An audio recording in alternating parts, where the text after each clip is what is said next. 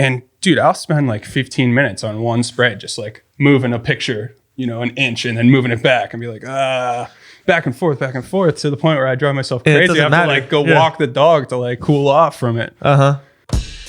Hello and welcome to Start the Beat with Sykes. My name is Sykes and this is my podcast. Before we get started, I just wanted to take a quick moment to thank everyone who checked out the last episode. If you're one of those people, I hope you enjoyed the conversation and thanks so much for coming back. But for those of you out there who are new to the show, welcome. Please feel free to make yourselves at home. And as always, there's beer and soda, or today, coffee and water in the fridge. Cheers, my friend. Cheers, buddy. Cheers regardless. Doesn't matter. Yes, fade out this music. And I'm sitting here today with my buddy, I guess you're the owner, the starter. Yep. However you want to call creative it. Director. Creative director of Bankrupt Bodega, yep. Pat Bruener? Yes. I pronounced your name right. That's right. Yep. Hell yeah. Make some noise for Pat Bruener. Really excited to have you here. So, a couple things leaning into this. Are you a Woody High kid? I am, yeah. How'd you know that? So I have a friend, Heather, who I ran into recently. Heather Shields. Yep. Okay. And I was wearing this hat, and she was like, "How do you know Pat?" I was like, "Who the fuck is Pat?" And she was like, "Your hat." I was like, "How do I know my hat?" It was like I couldn't tell if she was saying Pat or hat, but she was saying both. Yeah. Because she saw the hat and she brought up that she had gone to school with you. I'm a Woody High kid. Are you? Yes. I didn't know that. Yes, but I am probably a little bit older than you. So I graduated in 2003. Okay. So definitely older. Yeah. Definitely. But so Woody High, what's up? What neighborhood you grow up in? Forest Hills. Forest Hills, no shit. Yeah. I went to St. Maurice before then. Okay. The grade school. Yeah, I was a Braddock Hills kid. Okay. So I was a rival hill, I suppose. The hill right across from you. But separated by the valley. I used to live in Forest Hills. I lived by the Taco Bell. Okay, yeah. For some time. Yeah. And that's the old skate spot. Okay. Yeah. I never skated there. I just ate a lot of tacos. Yeah, I mean, so and chilled. But so cool. Forest Hills, Pittsburgh, Woody High kid. Just wanted to get that out there. Yep. But yeah, so you are the Bankrupt Bodega. That's like your thing that you do. Yep. So that's right. Why don't you let the people know what that is? Well, Bankrupt Bodega is a brand I started about a year ago, a year and 2 months, I think exactly. And it's something I had on my mind for a really long time. Just trying to, because I'm a photographer as well. I've been shooting photos like my entire life. And I started out in concert photography. So I've shot over hundreds of shows.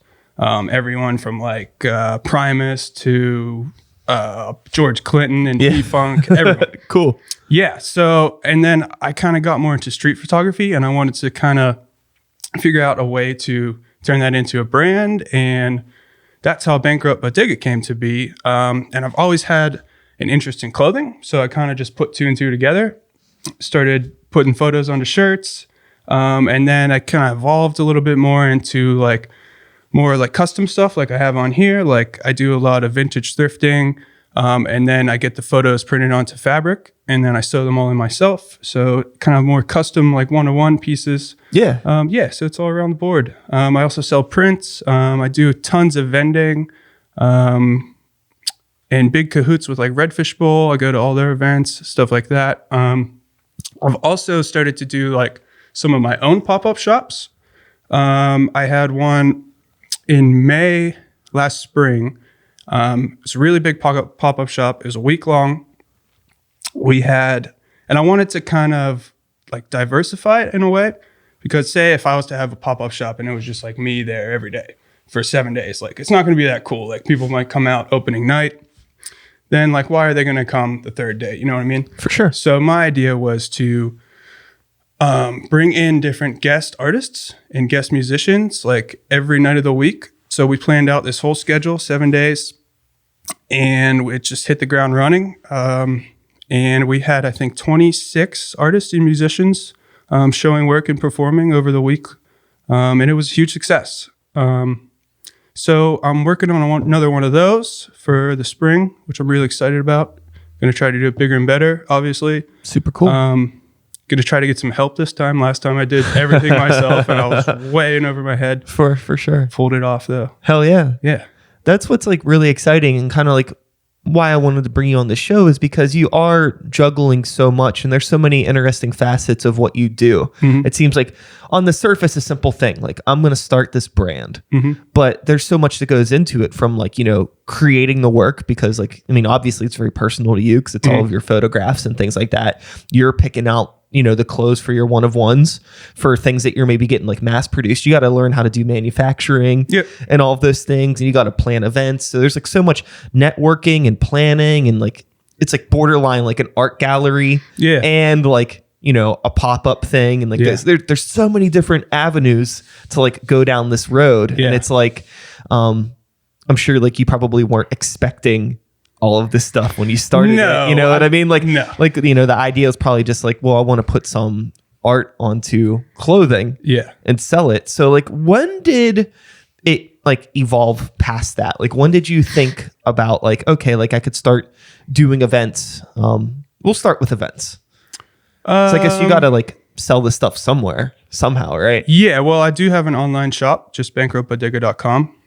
So I get a lot of sales through there, but, it's nothing close to like in-person sales. And I also like just how I met you, like we chopped it up. You got to know a little about me. I got to know a little bit about you. That's like my preferred way to make sales. So I knew from the get-go, that was kind of the direction I wanted to go. I think the first pop-up I did was downtown at a store called PG&H. It's right under like the Gateway Center Park or something like that. Okay. Anyway, and it was just like prints and a few like pieces of clothing. I didn't really have that much at the time. So I did that one and I was like, man, like this is really working. So, like they say, like if it works, like why change it? Just keep doing it. So since then I have sort of really stuck to that model. And what I kind of want to do in the future with it is be able to have pop-ups in different cities and like work with photographers in those cities and use their images on clothes and sell their prints. Like, oh yeah, that'd be super cool. Yeah, sort of under the brand name and just be able to take it to as many cities as possible. I think that would be really, really cool because what you do, I mean, Pat gave me a t-shirt here. I'm gonna open this and show off this shirt. Go for it. But I think what's cool about a lot of your photos is that, it's like, it's telling us, it's Pittsburgh and you're telling like a bit of a story through your photos. And it's like, there's something like personal about the photos and why people in Pittsburgh might want to wear that clothing because it's like, part of their neighborhood. And it's like a cool way to, rep the city without it being like, like some generic other Pittsburgh sort of shirt. So to be able to work with other people in other cities that have like they're able to capture that voice and like resonate with the people in that city and to spread the brand out that way versus like say you could easily just go to a city and take photos and like, well, these are my photos here. But it's also like, well, like you're not from here. So so it's not the same. The connection isn't the same. Totally. Exactly. Another thing I do is I donate a portion of my proceeds to a nonprofit that works in Pittsburgh. Currently it's 412 Food Rescue. And they have been great partners to me. And it's pretty cool. So I feel like you could see that pretty well on the screen. It's a cool City of Pittsburgh municipal sign next to a pop machine. It says cold pop, which is Pittsburgh as fuck because it says pop. And I like it. And it's like, I like how it's like obviously just cut off enough. There's no trademark infringement, but it's still like there. It's fucking awesome. It's a super cool shirt. And thank you, man. Thank you You're welcome. for gifting me Thanks with for this. having me here. And anyways, as you were saying. So I donate a portion of the proceeds to a nonprofit that works in Pittsburgh. And the idea for the future is like, say, I'm working with a photographer in Philly. We link up with a nonprofit of their choice. So any sales with their imagery on it would go to that nonprofit, which would ideally, be in Philly. And same thing if I was working with a photographer in, LA, like their photos and the nonprofit of their choice. And we would all work together and donate to that nonprofit. So try to keep it all local. Yeah, no, that makes sense. And I think that it's, it's been cool to, it was cool to meet you at the event where I met you. And I It's because like I'm not the type of person that normally goes to clothing stores. Mm-hmm. It's not, I mean, I like clothes enough, but like I'm not like say you just had stuff in like a store somewhere downtown or on the south side or something like that. I probably would have never seen it. Right. But the fact that like you're like showing up to like an event and like, here's my stuff. Yeah. It's like, it's kind of like encouraging people to just look at it because it's like, why, like, this is different. Why is this here? Let me check it out. Yeah. That's exactly why I don't have any clothes in any stores yet. Because that's kind of the model I wanted to run with, is like smaller pop-ups and get to meet people. Because if you walk into a store, like, you see the shirt, you're like, oh, that's cool, but what's the brand about? Like, who makes it? Do you know what I mean? So for you to be able to meet me and hear my story, that sort of resonates, hopefully will resonate with you a bit, and you would be more interested in buying the clothes. Yeah. You know what I mean? So in your, you're doing pop-ups at music events and other events, but we met at a music event, and you have a concert photography background. Have you like dabbled in trying to do any photography with any local bands and maybe try to do like a merch collab on that sort of thing? Or is it just not like what you're interested in? Not so much. I've kind of gone away from shooting concerts.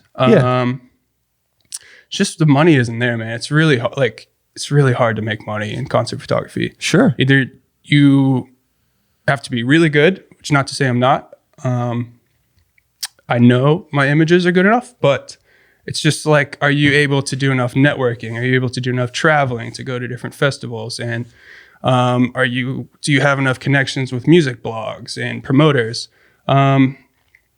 So I kind of fell off of that. Kind of wish I didn't, but hey, I mean, if something's not right for you, I think it's important to recognize that. Yeah. Just like, hey, I'm not getting what I want out of this. I'm not fulfilled. Yeah. So it's time to move on. Yeah. But to answer your question, I have worked with a lot of local bands. Never really on like a Bankrupt Bodega collab or anything like that. Yeah. I have worked with local artists though. John Muldoon is a good friend of mine. We did a graphic together. And I want to work with more artists, but it's tricky for me because the brand is sort of photography based. Yeah. So I don't want to like stray away from that too much. Yeah. I think it's important you have like a vision and a focus and to stay with that. Otherwise it can end up turning into something that's completely different than the original idea. And then it's like, oh shit, what happened? Exactly. I always talk about that. People are always giving me ideas for the podcast and like things that I should do, things that I should talk about, because it's like with talking to Pittsburgh-based photographers, musicians, artists, whatever, I'm already putting there's like a ceiling. There's only so many people that are going to be interested in this content. Yeah. And it's like, sure, I want to get more followers, more subscribers. That's the point. The more people to hear this, the better. But if I just start talking about like, Star Wars and 21 Pilots all the time. Yeah. That's not what the point of the show is. Right. It's like, that's not why I started doing this. So it's like, finding that compromise and knowing what works for you, even if it's like, maybe you could be missing out on some opportunities. Like there could be plenty of great opportunities to work with, visual artists and things like that. But it's also like, well, then this kind of isn't my thing anymore. Now it's something else. And I don't know if that's what I want. Yeah. I guess it's the term like off-brand, which I hate to say, but sure.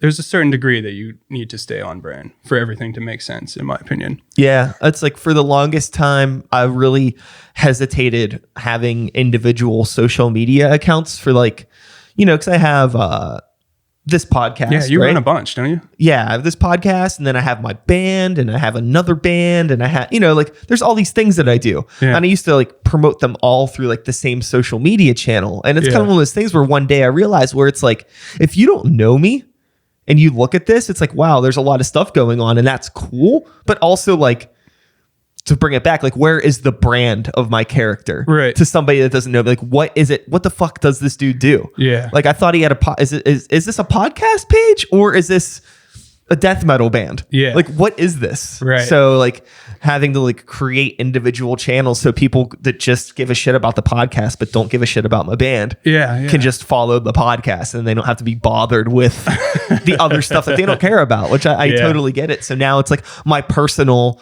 social media accounts are pretty much just like, you know, here's a beer, here's a record that I like, you know, that like the just normal boring shit. And then the band pages are more like for like the actual promoting stuff. I've found social media to be really sort of ineffective recently. I think it's because of like all the pop-ups I'm doing and the face-to-face interactions and that sort of response versus like, and I don't know if you do this, but when I'm scrolling through Instagram or something, I'll find myself just like moving my thumb and like not even looking at what I'm like, what's in front of me at some points. Yeah, I've caught myself doing that. I love watching people on the bus interact. Like I'm not trying to be like a creep, but like I'll just see people just like, what are you doing? It's like everybody's just scrolling until they can find something that's like that catches their attention. Yeah, or like or until they scroll to something from somebody that they know. It's like, why did you start following all these other people if you don't even care about their content? I think there's this thing where like we feel obligated to have like, you know, bigger numbers means better, supposedly, right? And we're all supposed to navigate these online relationships with hundreds, sometimes thousands of people, but it's so unrealistic. Oh, it is. And it's like, I know, it's like, just follow who you actually give a shit about. Yeah. And I don't feel like it should be like taken the wrong way. If somebody that I kind of know, I don't follow you. I've gotten shit from people because it's like, you don't follow me on Instagram. It's like, I barely know you. Like, it's not that I don't like you, but it's just like, you know, like if I'm spending my downtime, you have like, you know, I'm gonna fuck around on my phone for 10 or 15 minutes looking at stuff. It's like, there's a lot of other people that I care about more than you. Yeah. Not to be rude. Yeah. But it's like, I think we've kind of forgotten that. So now we just feel obligated to know what everybody's doing all the time. And it's like, it's very counterproductive. And people are getting butthurt about it. Oh yeah. Cause now it's like, I have friends that like, I have no idea what they're actually doing because like my social media feeds are like filled with the majority of the people that I follow. I don't know in real life. I'm never going to hang out with them. Yeah. And then like my homie will have a show and I miss it. That might not be a bad thing. I think that you don't know everyone. You know what I mean? I think it's really good for getting exposed to new artists and whatever else. Yeah, that's the positive of it. And for reaching out to people, it can be a networking tool. That's my favorite part about it. I would say it's like just something as simple as like sending someone a DM and be like, hey, do you want to work on something? You know, let's meet up and chat about it. Whereas like before, I don't even know how you would have done that. I guess an email, like what? Yeah. I mean, I still send a lot of emails, but it's not like you can reach people, like new people via email. Do you know what I mean? So it's nice to be able to like go through and see their portfolio and be like, hey, this is someone I would want to work with or want their opinion on something. I don't know. There's pluses and minuses. There's plenty of positives to it. I think it's just like kind of ties into now where it's like, it's cool because like with the podcast, social media, it's very much like I'll follow everybody. I want people to know about the show. I want to know what's going on. I got to find guests for the show. I want to be in the know. Yeah. But then like on my personal shit, it's just kind of like, okay, this is just for the homies because it's time. I just want homie time right now. I don't want to be distracted with what everybody else is doing. Same. I have like people I follow on the Bankrupt Bodega account.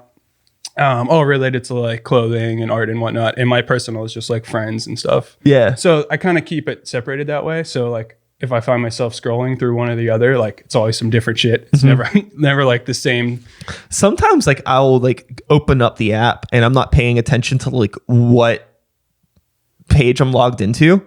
And I'll be scrolling through and I'm like, who the fuck are all these people? And then it's like, oh shit, I'm on the Grey Walker Instagram. Like everybody has control over that page. So there's like a whole bunch of weird accounts that page follows. What's Grey Walker? That's my death metal band. Okay. Yeah. I mean, some people may say it's not death metal because they're music snobs. So you play in two bands? I play in two bands, technically three. But the two that people are aware of are Sykes and the New Violence and Grey Walker. There's a third project that's newer. We haven't played any shows yet or anything, but it's going to be a thing in 2020. Keep an eye out. So yeah, I play in those two bands and I have this podcast and other things too. Keep him busy for Yeah. sure. Keep him busy.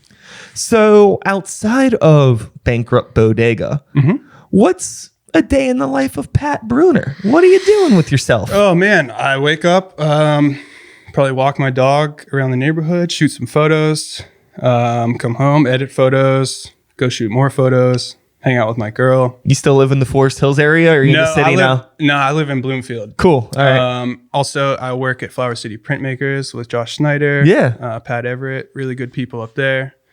So I'm working part-time there. I used to, and I don't think you know this about me, but I spent 3 years working at Uber. I didn't on know the this. driverless cars. Yeah. Nice. Yeah, I made maps for the driverless cars. But recently ended there, which is kind of how I started with Flower City. I actually got laid off along with 1,000 other people from Uber. Ooh. Yeah. So, Yikes. and it was really dope. The next day I went, because I had been working with Josh Snyder on like doing some photo work for him, for different artists. And if they want to get prints, I'll shoot the photos of their canvases and digitize them, and then they can print off of that. So we had already been working together. And the day after I got laid off, I was in there shooting photos, and he was like, "Hey, you want a job?" And I was like, "Hell yeah!" So easy as that. Yeah. So yeah, since that's happened, I've really just been kind of focusing on the brand and working on myself a little bit, trying to dig deep and a little self-improvement. You know, what I For mean? sure. Yeah. I understand that. Trying to booze a little less. Trying Okay. to just get my head straight and really think about the brand and where I want it to go. Yeah, that's good. So in terms of the brand, the Bankrupt Bodega, to remind the people what we're talking about, you're still doing this pretty much independently. Do you have anybody, like a team? No, it's just me. Yeah. Just me. I do everything. Shoot the photos, put together mock-ups, send out files. I work with Clockwise in whatchamacallit, Homewood, Yeah. Point Breeze-ish. Yep. My good friend Riley works there, so he helps me with some of the designs. Like he did the logo for me. Oh, cool. But other than that, no, it's just me. I do everything. Do you have any interest in building a team, or do you? I do, you yeah. prefer to? Okay, yeah. I do, yeah. It's just a matter of finding the right people, I imagine, right? Yeah. Yeah. I do. What I ideally want to be is like, I know my strengths, and they are in sort of design and the artistic end of things. So I really like to find someone to help me with the business aspect of it. Not to say it's like doing poorly or anything, but to like move up, I obviously need to expand my team a little bit. Yeah. But it's not easy.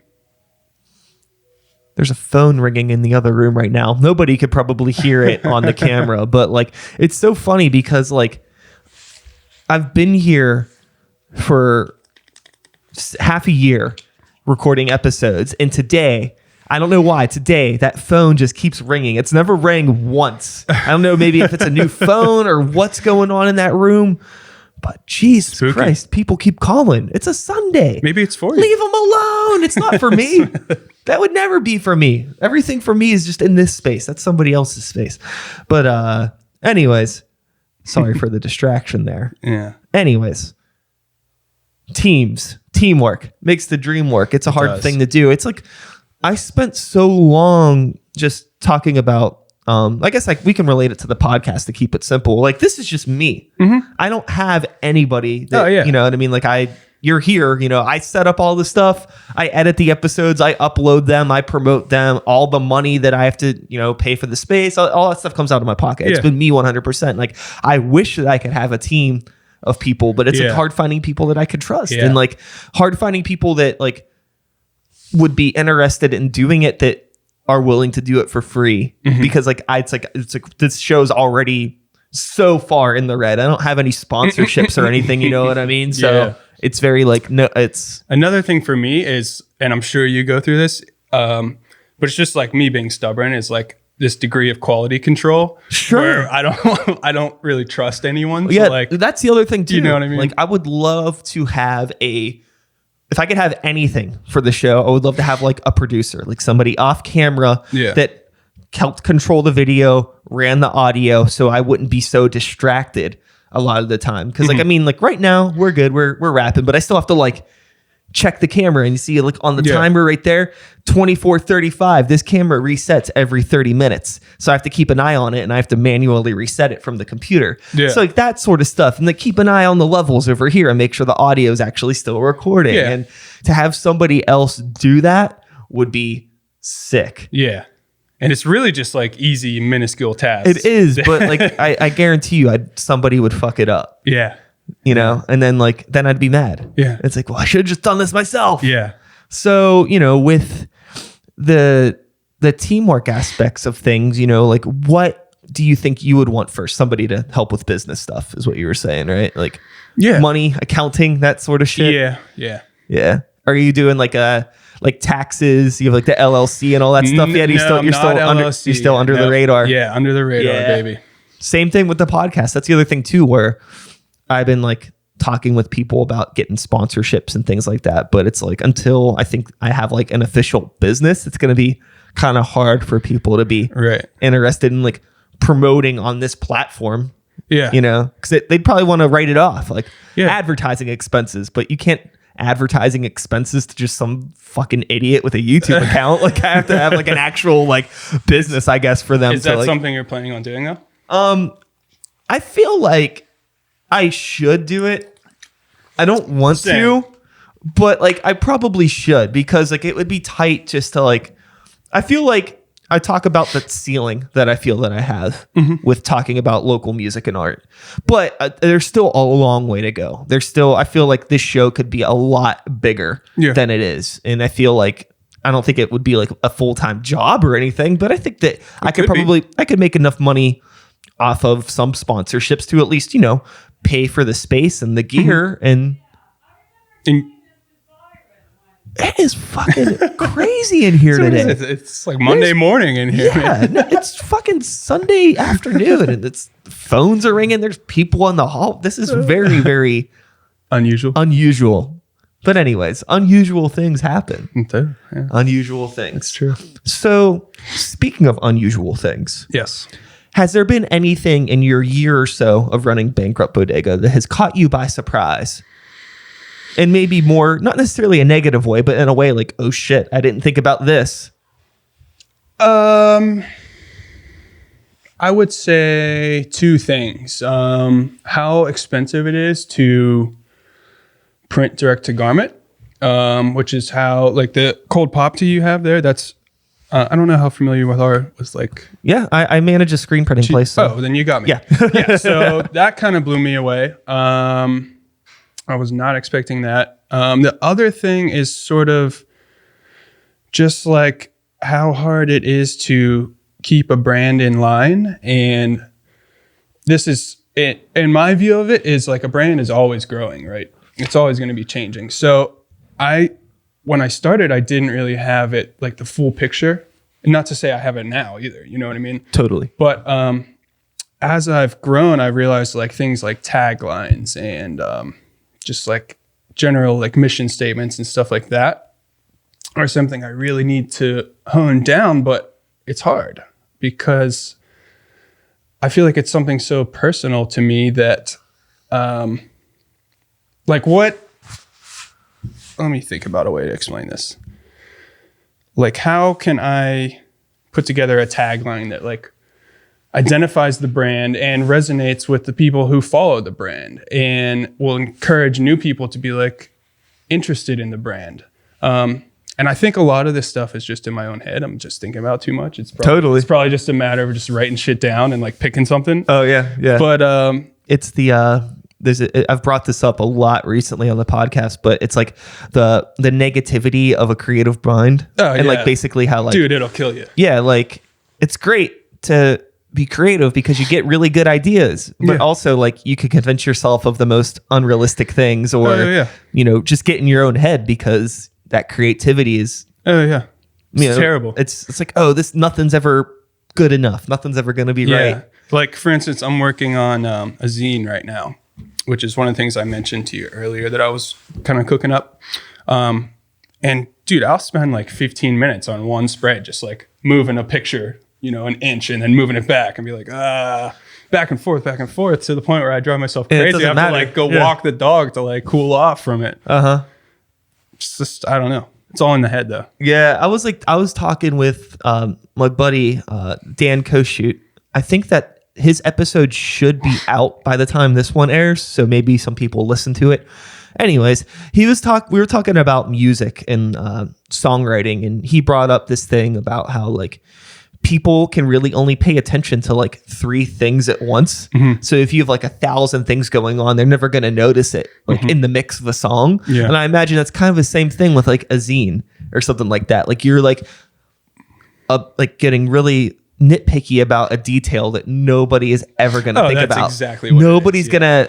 Nobody is going to open up your zine and be like, that photo really should have been on the right side of the page. Yeah. But It's that's the type of shit that just trips me up. But yeah, I get it. You know, I come from a graphic design background and I do a lot of layout work for bands that are putting out albums and things like that. And it's the nitpickiness of it is so silly. Just like, you know, can we move that text down just a little bit? It's too close to like this person's face and things like that. And it's like, we could do it, but nobody's going to care. Nobody cares that much.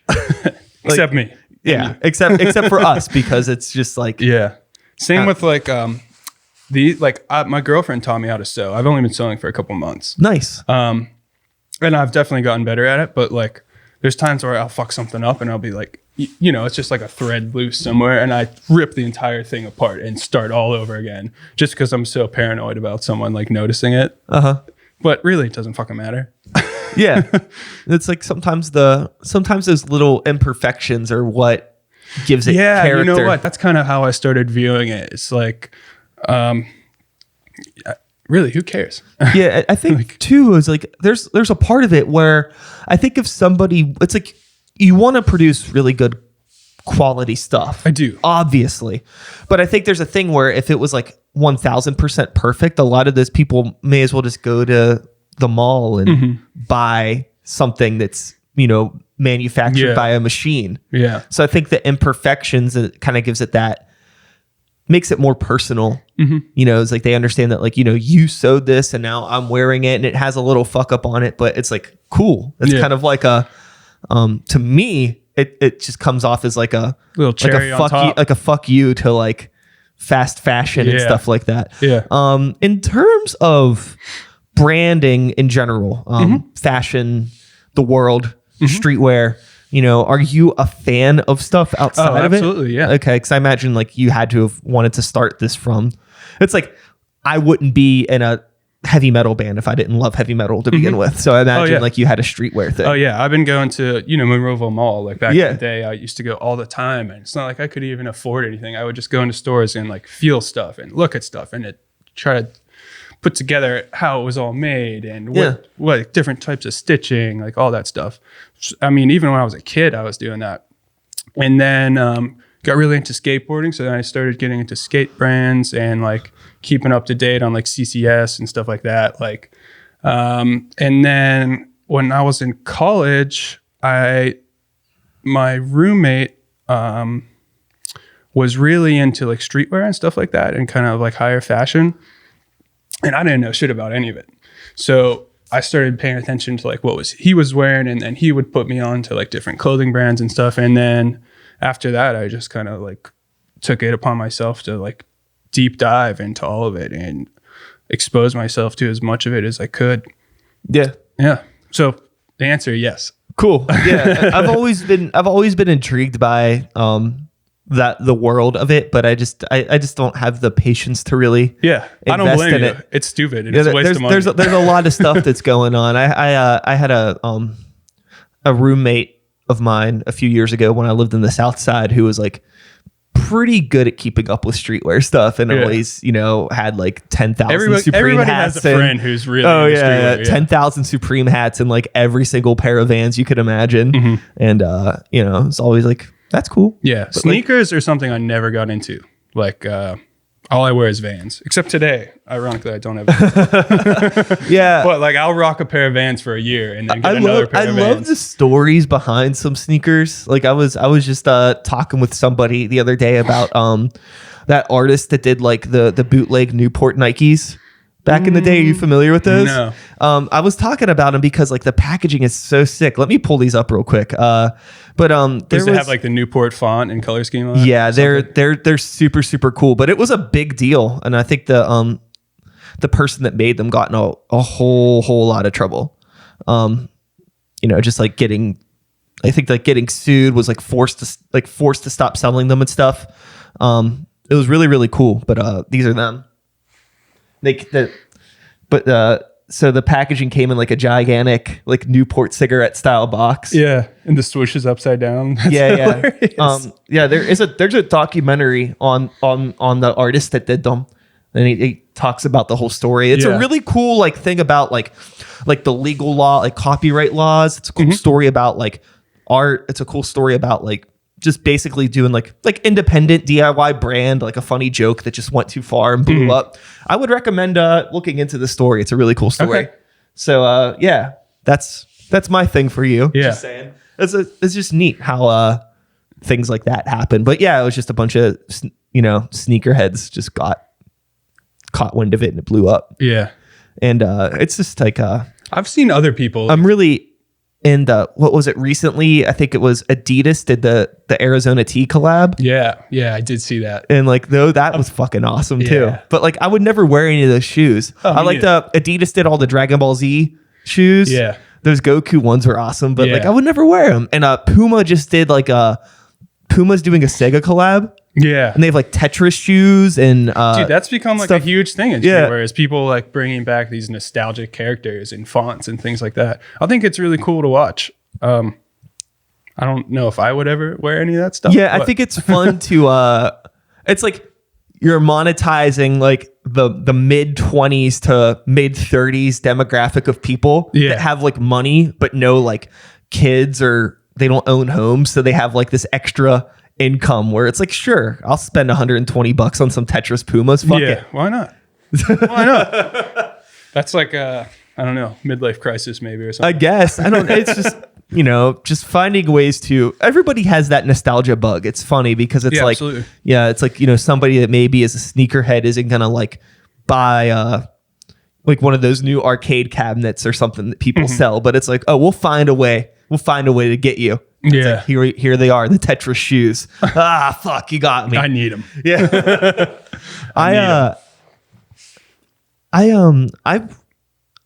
I've dabbled in, I mean, obviously I work at a place, we have like a whole screen printing thing that we do at my work, just like producing merch for the bands that are on the label. And so I work at a record label. That's like my full-time job thing. So doing a lot of graphic design and helping manufacture screen printing and stuff. And manufacturing stuff, I mean, you already brought up like the costs and things, how it's expensive to do like what you're doing. With the stuff that you get printed, like the piece that's on that shirt there, does Clockwise do like all that stuff for you, or do you get like... No, this is a strange answer too. Okay, yeah. So like for like the fabric, like the stuff that's like sewn onto that jacket right there. Yeah. Like, so what's that process like? It's actually a quilting company. Oh, and it's cool. just this old lady. I think it's in like somewhere mad random, like Nebraska. Or something. Yeah, and I just found them. I came up with the idea because I wanted to do kind of like more cut and sew stuff. And I was like, shit, like I can't afford that at the time. Like I've only been a brand for like 5 months, So how can I sort of spice it up? Which is how I came to the idea of like thrifting things and doing more one-on-one stuff. So I started looking into first like patches, like getting photos printed on patches, which is really cool. I've done that before. They look really good. And then I found this quilting website, and it's like this lady who prints fabric for quilts, and she can print up to like 100 feet by 100 feet or something ridiculous. Whoa. Yeah. Cool. So I was like, shit, like I got to try it out. So I ordered a few and I was like blown away by the quality. And then, since then I've just been going through her. Yeah. Joanne is her name. Photosonfabric.com. That's the plug. Hell yeah. Shout out. Joanne. I love it. So she's so funny too. She sends me like little notes now and stuff. Cause I like to order so much. No, that's great. It's awesome to be able to like, build those relationships with independent business owners and just be able to, I don't know. It's like it helps the world go round. Yeah, it's definitely a small business too. She has one of those like kind of 90s websites where like all the like, buttons are just like gray blocks and shit. You know what I mean? Like so ghetto. I love it. I love it. What is like your relationship these days, just with music in general, or anything outside with of like music? I'm a huge music fan. Yeah. I don't go to as many shows as I used to, obviously. I'm a huge Fish fan. Fun fact. So, man, I don't know. I go to as many shows as possible. Really. Outside of the music and photography, is there anything else that you're into? Any other fun hobbies? I snowboard a lot. Okay. I'm really into snowboarding. I have a dog. That takes up a surprising amount of time. Sure. 4-year-old dog is it? pitbull. Oh, okay. There you go. Other than that, I don't know. Pretty relaxed. I just really work on photos all the time. Yeah. It seems like you have like a pretty simple and focused thing going on. Yeah. Which is good. I think sometimes I always encourage people to do as much as they can. Yeah. And, but also like, I think it's good to have that focus on just like that one thing. Yeah. That one main I've thing. always kind of been like that too, like dabble a little in something and try it out. And if I don't like it, move on. Yeah. Is there anything that you like okay, let's talk more about the zine actually. Okay. So is this going to be like Bankrupt Bodega branded, or is this going to be something completely, okay, so it's going to be. So it's going to be the first of the series. The first volume. But this one is all just my photos. So it's basically all the prints I've been working on for the last year. Just kind of organized in a really nice book with a little preface that kind of explains it all. Just kind of like a little coffee table zine. And then I want to be able to, like, volume 2, 3, like each volume will be focused on one photographer. You know what I mean? And that could correlate to, like I was saying earlier, like with the different cities. Like, say I work with a photographer in Philly, like put together a zine with them as well, and then do the pop-up shop there and like release it there. So everything's kind of under one roof and really like organized in terms of their work. But yeah, I just started on it a couple of days ago and I'm just about through. Yeah, except my computer is freaking killing me, dude. Sure. It's just killing me. InDesign, like I'll try to be running like 3 Adobe programs and it's just like, yo, no, I'm shutting down in your face. But I'm really excited. I've done a zine before with my good friend Dan Davin. I don't know if you know him. He's from like the South Hills area. So yeah, I've put together a few, but this one I'm really excited for. Just because I feel like I've learned a lot in terms of like page layouts and stuff. Because before I would like just cover the page and like there would be like 15 pictures on one page and you would look at it and you would like have to like, sure, you know what I mean? Like couldn't see shit. So this time I'm just keeping it really simple. Each page has sort of a theme to it. Like one is like it deals with like the fire department, like that picture is on it, like stuff like that. So, and everything's local. Everything is imagery from Pittsburgh. So I'm really excited about it. I'm also gonna put out hopefully a piece of clothing with it. And I want to work with a different visual artist to try to put together something for that. Not sure who yet. Have you ever considered working with, maybe you already have, but like working with any local clothing designers? Yeah, I have. When I did the pop-up shop in May, I had a few different clothing designers come through and they were able to vend out of my space. In terms of like doing actual collabs and like releasing product, I have not done that yet, but I've had a few discussions. Yeah, because I think like, that could be pretty cool because there are definitely people that do like, yeah, absolutely. They put pieces together and it could be cool to like combine and cross over that way. Yeah. So like you could still have unique, one of one stuff. Yeah. But it's, just it's a different have avenue. People approach me all the time. I'm sure. It, and it's just first of all overwhelming. Yeah. And second, it goes back to like the quality control thing where I'm like, if we're gonna do something, like what's gonna come from your end and how well is it going to be done? Like, can I trust you to like put this? Because at the end of the line, like my brand's reputation is on the line for something that might not be my work. So, I don't know. Yeah, it's strange. It's like one of those things where like you think of a big brand that does way too many collabs, like Supreme. Oh yeah, and it's just like, this is exhausting. It's like, what even is this brand anymore? Yeah.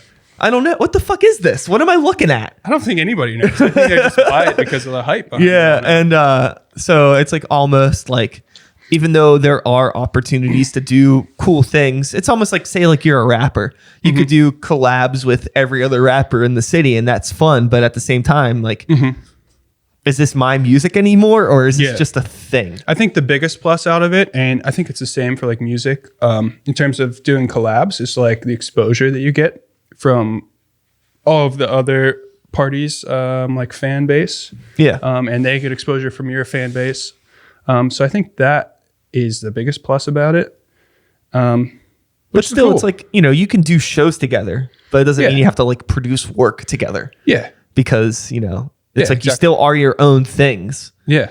And, that's the one thing that like really bugs me a lot about hip hop and like the idea of like collabing. Everybody's always collabing, and we got one track with 5 different people on it, and it's like, well, like, whose song is this? What am I nowadays to? People are doing like entire records of like collab records. And it's like there was a Gorillaz put out an album, not the Now or whatever that was called, the one before that, I forget what. Plastic Beach. It was after Plastic Beach. In between the Now and Plastic Beach, they put out an album, and I just can't remember what the fuck the name of that album was. God damn it. I do love Plastic Beach. I'm gonna have to look it up. But that Gorillaz album, it's like all fucking collabs, and it's like, am I actually listening to a Gorillaz album? Yeah, I don't know. I feel Humans, okay. Humans, that one, 2017. I know what you mean, though. On Plastic Beach, there's a collab with Snoop Dogg. And I don't mind collabs every now and then. I mean, like, even Demon Days has a ton of collabs, but it still, like, had, like, a singular voice, and it still felt like, oh, this is a Gorillaz album. But, like... Oh, so you're saying... Humans, like, there's, like, too much other outside voices where it becomes a thing where it's like, this doesn't feel like... Doesn't feel right. Yeah. It doesn't feel like the Gorillaz that you know it's like going to... And it's like going to Thai cuisine, and they hand you the menu, and it's all like fettuccine alfredo and you're like, what the ravioli, and like, where the fuck am I? Yeah, like, what happened? It's not what I came here for. Yeah, you can get a little wild. You could throw a little something in there to spice it up, but when it like changes, like the whole menu changes per se. Yeah, that's like, you don't want your menu to change. People are coming to you for your thing, right? And if you're bringing in new people too, like say you do a collab and people like that one thing that you did with that other person, they may not give a shit about anything else that you're doing. Right. So it's like, it's not helping you in the long run. Right. So I think it's always best to just be yourself 100% of the time. Right. That way, when new people do approach you, they are at least seeing you for what you are. 100%, and then they can make that decision if they want to. Absolutely. And I think that's why I haven't really done any collabs. I've kind of wanted to just have the brand be its own thing and kind of build organically by itself, and sort of build up a reputation, if you will, so that when it comes time to do collabs with people, like I already have kind of my foot in the door, and maybe some of their fans will already recognize my brand, which will hopefully get a better response. I don't know. Yeah, but it's only been a year, like I said. It's neat to think about like how quick a year goes by, and man, you can get a lot done. You've got, I mean, like you have a lot of stuff, right? Yeah, it seems like it. Yeah, absolutely. You've been very busy this year. Yeah. Is there any merchandising, anything that you've like wanted to produce but you haven't yet for any reason? I really want to do like a rug. Just like start doing like random like home goods and shit like that. Yeah. Yeah, a rug.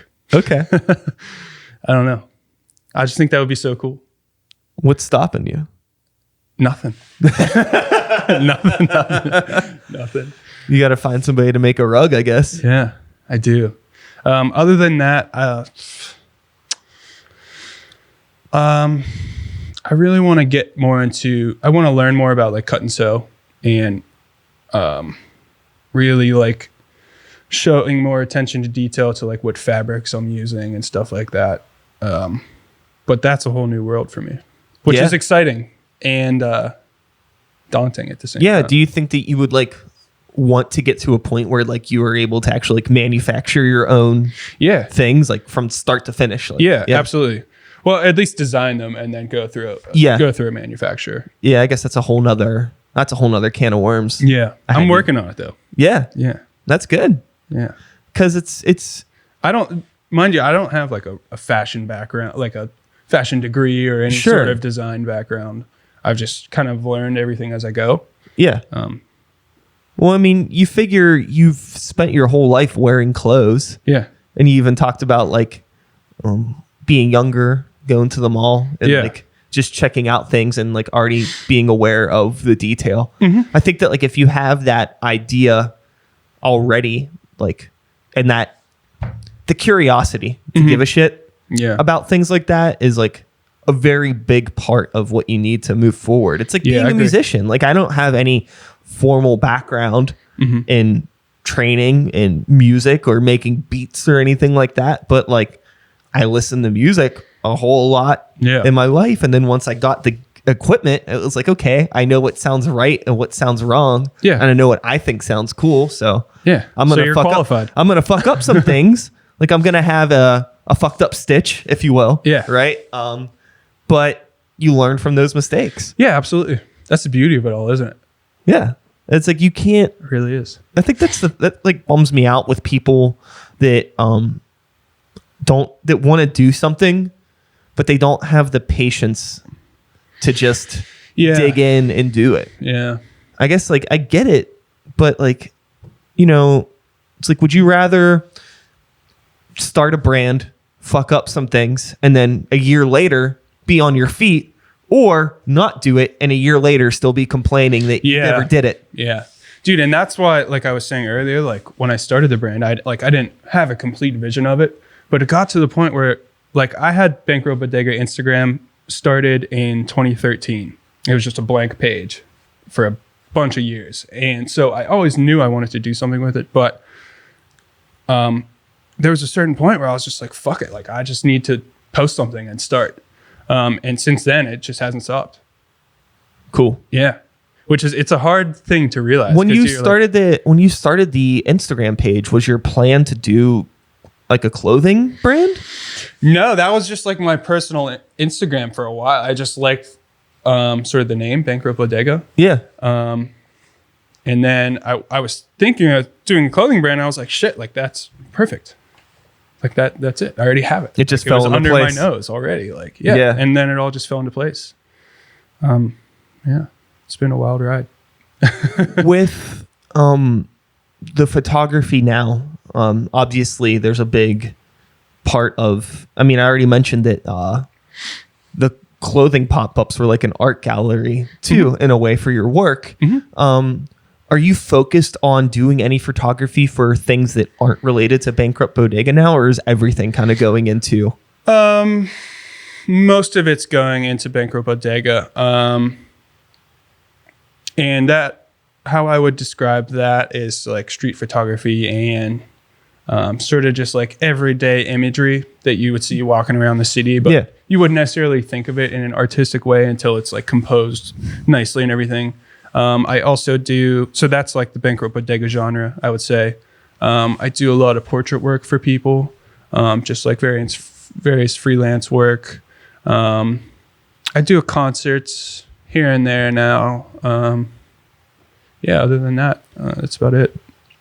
Have you ever experimented with video?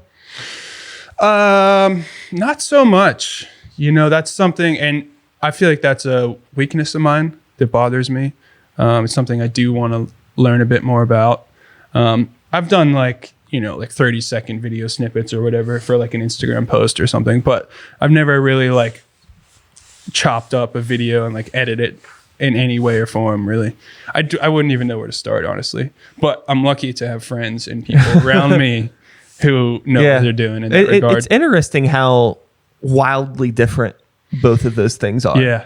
It's almost like, a lot of people in the music world will assume that, like a studio engineer and a producer are the same thing. Mm-hmm. Sometimes they're the same person, but they're two wildly different jobs. Yeah.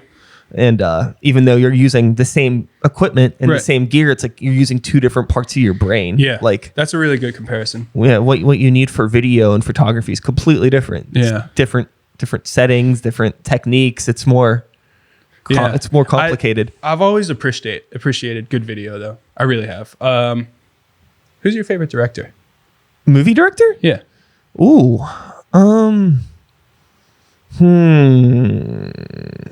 That's a tough question.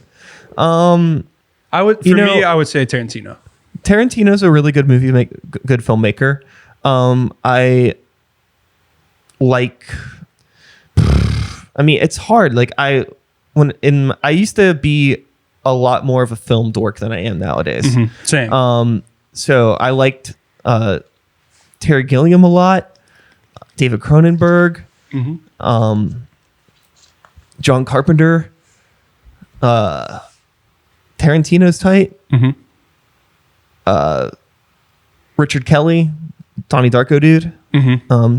There's a guy named Matthew Bright that made a movie called Freeway. I don't know. It's it's one of my favorite movies ever, but it's like he only made a couple movies. Like he didn't really, but it's an awesome movie.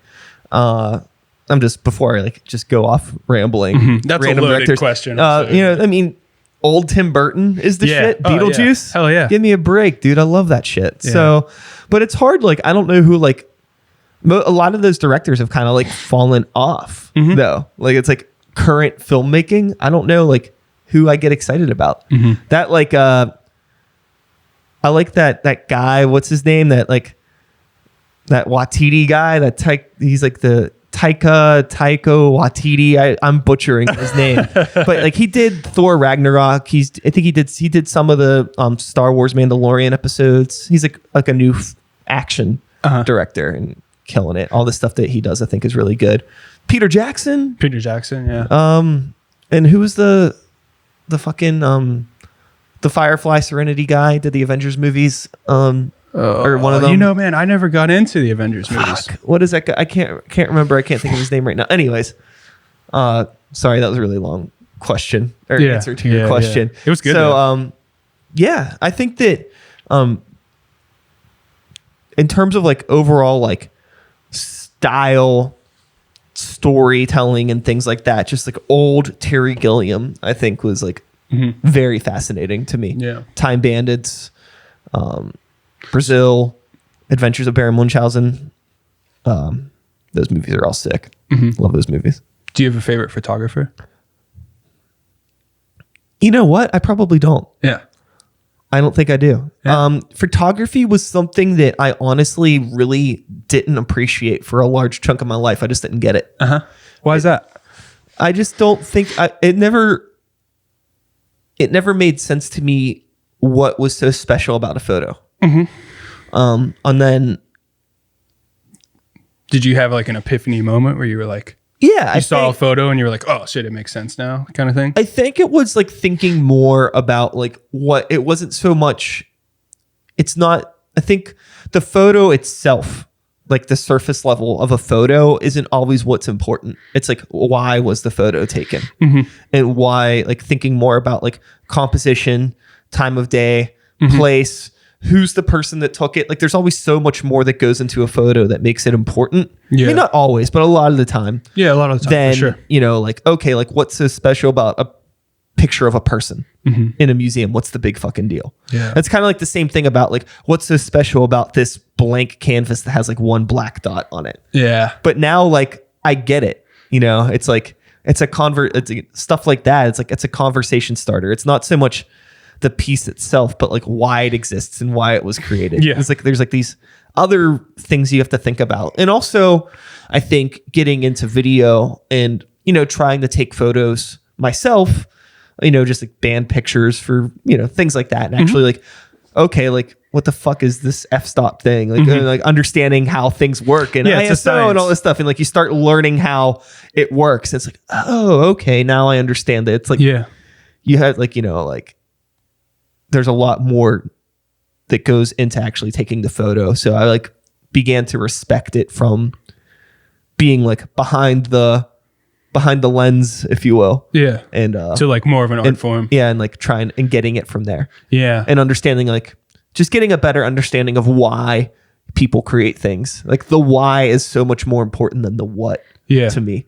I would agree. Yeah. And that's something I feel you learn as the older you get. It's like there's more to the story than meets the eye kind of saying. Do you know what I mean? I don't know. I shoot all manual on my camera. So I could not tell you the last time I like loaded an auto setting on it. Like making that change for me was like really like opened so many doors, because if you're shooting manual, you have like unlimited creativity in terms of like field of depth, like capturing movement of subjects, stuff like that. Which before, if you shoot auto, it's just going to be like a point and shoot kind of thing. Do you know what I mean? Yeah. So to be able to have full control had really opened my eyes to it being like an art form more than just like, point and shoot, like snap kind of deal. Yeah. Especially like if you invest in equipment that's capable of doing so much, it's like, why wouldn't you want to use that capability to its fullest potential? Yeah. Otherwise, you could just get a fucking Canon PowerShot camera from fucking Target for $200 and you're set. Shit's not cheap, man, either. Yeah. Like that's like you give someone a quote on like a portrait session, and they're like, "What the fuck?" You're like, "Well, I mean, this $2,000 lens didn't fucking pay for itself." You know what I mean? Like, yeah. And so I don't think a lot of people understand like how much love and appreciation goes into like a photographer's equipment. It's like, I don't know. It's like the lifeline of it all. I think that it's a really unfortunate time to be a photographer, thanks to, Apple and Samsung making these sick fucking cameras. Dude, this could be a 3-hour conversation. Yeah. Like the camera on my fucking phone is ridiculous. Like there's 3 lenses on my fucking phone now. Yeah. It's fucking ridiculous. Yeah. And like, sure, it takes good video. It takes good photos, but they don't fucking hold a fucking candle to I have a Sony A7 that's like the video where you're watching this video. It's from a Sony camera, and that thing is fucking awesome. That's a great camera. I'm not really, mainly use it for video. I'm not really, I've taken some photos with it, but like I don't understand how it all works. But even just like the basic photos from that still look 1,000 times better than anything I've ever seen on a phone. Like sure, like maybe if you're just looking at it on a phone screen, they may look equal, but if you actually like put it on a computer and actually zoom in, or print it out, it's like regardless of however many megapixels your phone says it is, there's still like quality that those. I mean, they do a really good job. Yeah, a lot of that comes from the sensor in the camera. Yeah. So like a phone can only hold like, I'm not sure the exact specifics on it, but a certain size sensor, whereas like a camera like that, then I believe that's mirrorless. It is. So that sensor would be, I don't know, like 2 times the size of what's in your phone. But I think it's really cool that everyone has cameras now on their phones. But it does devalue your work. It does, absolutely. It makes it hard to get paid as a concert photographer. Absolutely. It makes it hard for people to take like, your portrait photography seriously. Absolutely. And like the nuance that may be obvious to me or you, where if, we took portraits of each other with that A7 and then our phones, we would be able to tell the difference right away. Yeah. Like, oh, like, there's so much information that's not being captured on the phone. Most people aren't going to know. A lot of people won't notice this. Like they don't care. It's like, I just need a portrait of me. Yeah. I don't. Yeah. And a lot of people don't like get prints anymore. Oh yeah. Yeah. Like, I don't know. You can just, text me the picture instead.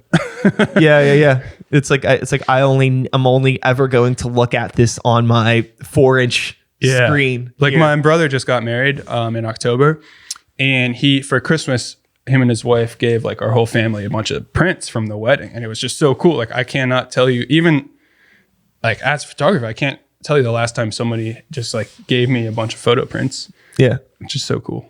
I don't know. It's like a dying. I miss this. I would. So back in my middle school and high school days, was big on the disposable camera thing. You know, we would always take photos of skating or graffiti or hanging out, you know, bullshit, just high school bullshit, right? Yeah. And getting them developed, that like smell of like new photos, like when you open them up and you're going through them, there's like a certain smell to them that like I can picture in my brain, but I haven't engaged with that smell in a long time. Film is a beautiful thing, man. I have a darkroom in my basement, actually. Nice. At the crib. And I've taken tons of film courses at Pittsburgh Filmmakers, RIP. Yeah. Yeah, it's just incredible. It's just nothing like it, dude. To go into the darkroom and just see an image come out of like nothing. It's just so cool. Yeah, it's like I said, it sucks that, you know, people are kind of losing an appreciation for that because of like how accessible everything is. It's great. It's like something that like almost like it's similar to a complaint that I have with music, where now it's like everybody has the capability to make beats and pretty easily and get them onto Spotify pretty easily. You know what I mean? Like anybody with a couple $100 and a cell phone can make it happen. Yeah. And that's great, but it makes it so hard, I feel, to like, it makes it a lot more difficult to be taken seriously. Because it's like, oh, like you make music, I do too. Yeah. And it's like, okay, it's like, I don't want to devalue anybody that's, you know, doing stuff on a small production. Maybe in the same way that you don't want to devalue somebody that's a photographer but only shoots on their phone. You know, it's still there, but it's like, fuck, like there's so much time that I've spent building my craft using like, you know, really, really good equipment, producing really, really good content. And now it's all kind of like, it's put side by side. It's like the quality doesn't matter to a lot of people. Yeah. I'll tell you what though, man, in the same way that like sort of cassettes have come back into like the music scene. Yeah. Film is really coming back. Like a lot of publishers are really looking for people who can like shoot film and do it really well, because it has just sort of this nostalgic feel to it that like you can't get with like a digital camera or a mirrorless camera, which I think is really cool. And there's some people who are really fucking good at shooting film, and I'm not that good. It's really hard. Yeah, I think that. But I mean, it's hard, but like, it's been around forever. Yeah, and like, there's photos from like the early 1900s that I will see, and like, it's like, I can't believe this photo is that old. This looks better than anything. Yeah, but absolutely. It was done by somebody that was a master of their craft. Yeah, and it's gorgeous. Like old movies that just look so fucking fantastic, and like even like old recordings of music, like just like very, very beautiful recordings, and they weren't done in fucking Pro Tools. You know what I mean? It was done on like a fucking 4-track. Yeah, and like it, but it's like there was just people that were really, really good at doing those things, and now it's like it's cool that we've automated a lot of things, and anybody could be anything they want to be, but it does devalue the work. And I'm sure you more than anyone, I'm sure would know, like listening to a vinyl versus listening to an MP3 is just like a whole different world. It just sounds so much more full. It can be. You know, there's so many factors. It depends on, you know, how it was recorded and how it was pressed. Yeah. If it's, you know, if it's cheap wax, good wax, what's your record player like? There's so many variables. But there are definitely some albums that I own that are like, they sound mind-blowingly good. And then there's some that I have that sound mind-blowingly bad. You know, so it's similar to photography in the sense it's like, you know, just because you're shooting on film doesn't mean you can't shoot a terrible photo. And just because you're shooting on your phone doesn't mean you can't put out something great. I don't mean to say it's really hard to shoot film, but what's different about it for me, I guess, is like, on a digital, like you shoot a photo, you can see it on the back of the screen instantly. And then you can, you know what I mean, make adjustments to your settings or whatever you need to do to get it right. But with film, it's like, if you don't have experience shooting film, like you shoot something, you don't know what it's going to look like until you get it processed and developed. So you're kind of just hoping that it's going to turn out. Yeah. Unless you know what you're doing. I think it requires a lot more patience. Yeah. In a time when people couldn't be any less patient. People were not very patient these days. Absolutely. But I imagine anybody that is still rocking with us now after our hour and 10 minutes is a very, very patient person. But speaking of that, probably going to wrap this up very shortly because, we like to keep it around an hour. Yeah. Don't want to go too long. But for anybody out there that is still listening to us, let people know where they can find Bankrupt Bodega. Bankrupt Bodega on Instagram at Bankrupt Bodega, bankruptbodega.com. We have a Facebook page. It's kind of irrelevant. We're going to be planning a pop-up for the spring. Keep an eye out for that. Cool. And Pat, thanks for being here, man. Yeah, I appreciate thanks for it. having me, Time man. for an outro. And that is all, folks. Thanks so much for listening. One more time, Pat. Let's get one more cheers with my Cheers, buddy. warm coffee and your water. I'll be back again in a couple days with another episode. Same time, same place, same channel. You know the drill. My name is Sykes. Start the beat 2020. Whoop, whoop. Thanks for listening. And we are done. We did it. Hell yeah. That was a podcast. Thank you. Thanks again for having me, man. Dude, you got it.